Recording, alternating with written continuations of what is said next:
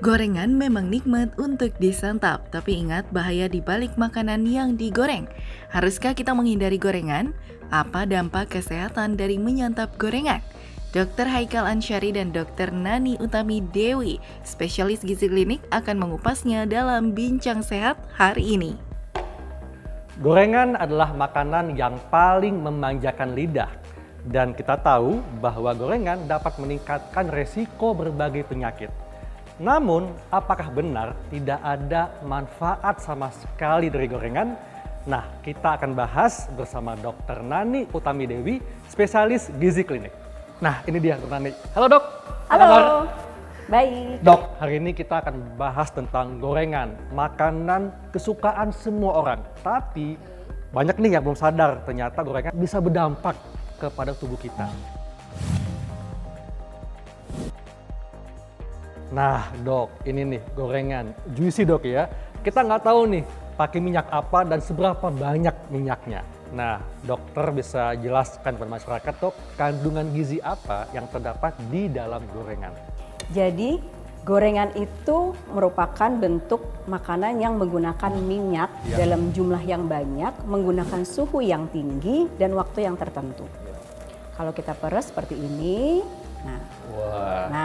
Jadi ya banyak bisa dong. kita lihat pemirsa ya bahwa minyaknya ini sampai merembes banyak di kertas tisu ya. Artinya ketika membuat gorengan itu menggunakan minyak yang sangat banyak dok ya.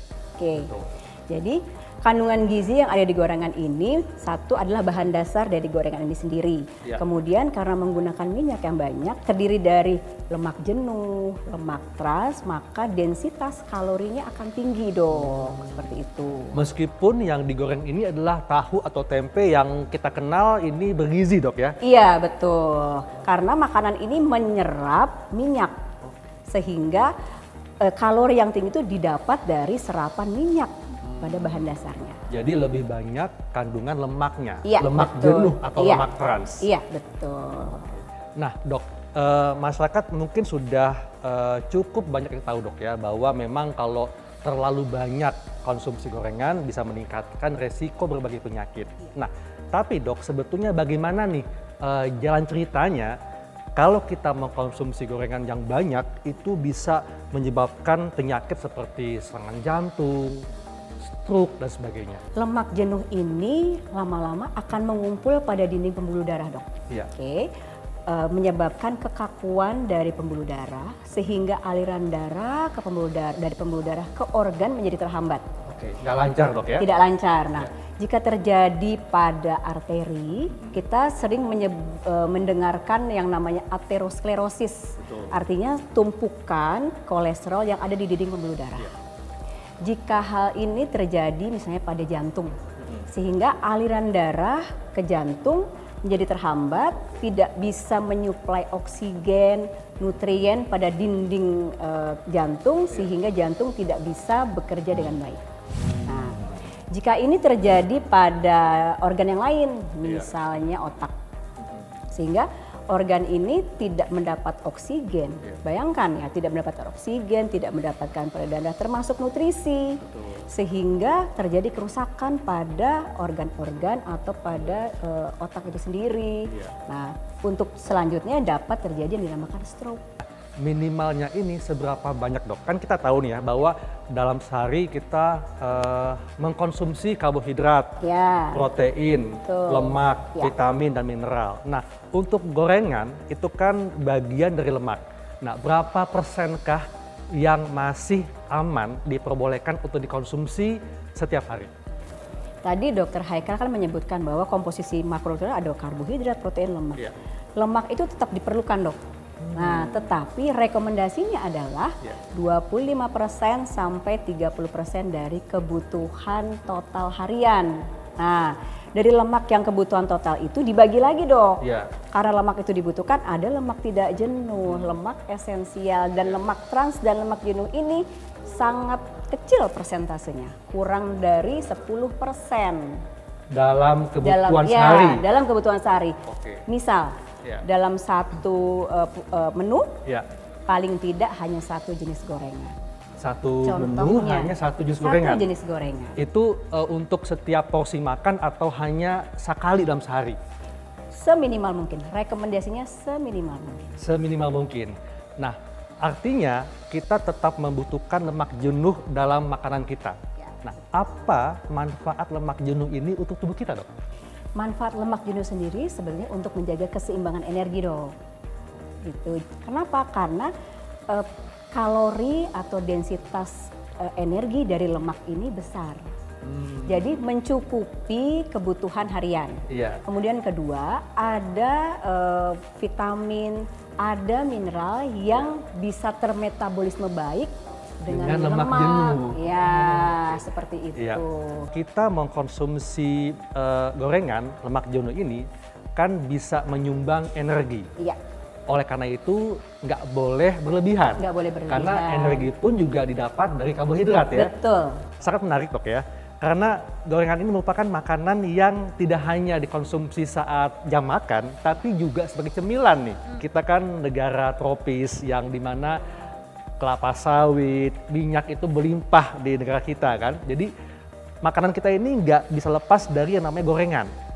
Nah, oleh karena itu ketika kita mengolah makanan dengan digoreng, itu sebaiknya menggunakan jenis minyak yang seperti apa, Dok? Gorengan ini kita anggap sebagai salah satu lifestyle ya. Ya. Lifestyle yang mungkin sangat sulit kita tolak.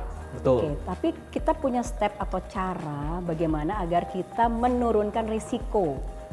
Seperti tadi menurunkan risiko penyakit-penyakit yang menghantui kita. Ya. Jadi misal kita gunakan jenis minyak yang struktur kimianya lebih jenuh. Artinya dengan struktur minyak lebih jenuh, dia lebih tahan terhadap panas, tidak terhidrogenasi, dan struktur kimianya lebih stabil. Jadi Pertama. artinya ketika kita menggoreng, kita gunakan minyak yang justru merupakan golongan lemak jenuh. Iya. Contohnya apa, Dok? Minyak kelapa. Minyak kelapa. Ya. Kemudian sebisa mungkin kita menggoreng hanya menggunakan minyak satu kali. Sekali pakai. Ya, tidak digunakan berkali-kali. Ya. Karena ketika kita menggunakan minyak berkali-kali, perubahan struktur kimia akan dibawa lagi oleh gorengan berikutnya. Begitu. Dan itulah akan menyebabkan Lebih terjadinya berbahaya. kanker ya. Ya. Oke. Kemudian sebisa mungkin karena semakin lama kita menggoreng, Ya. semakin banyak minyak terserap, perpendek waktu menggoreng dong. Artinya kita memasukkan makanan untuk digoreng itu ketika suhu minyaknya sudah sangat tinggi. Ya, jadi tidak berlama-lama, bahan makanan juga tidak menyerap minyak terlalu banyak, seperti itu. Kemudian mungkin bisa kita pakai alternatif yang lainnya, menggunakan alat yang menggunakan minyak sedikit, seperti itu. Nah, Dok, ini ternyata, Dok ya, ada juga nih masyarakat yang salah kaprah nih ya. Jadi saking sangat ingin sehat, jadi dia justru menggoreng menggunakan minyak yang sehat.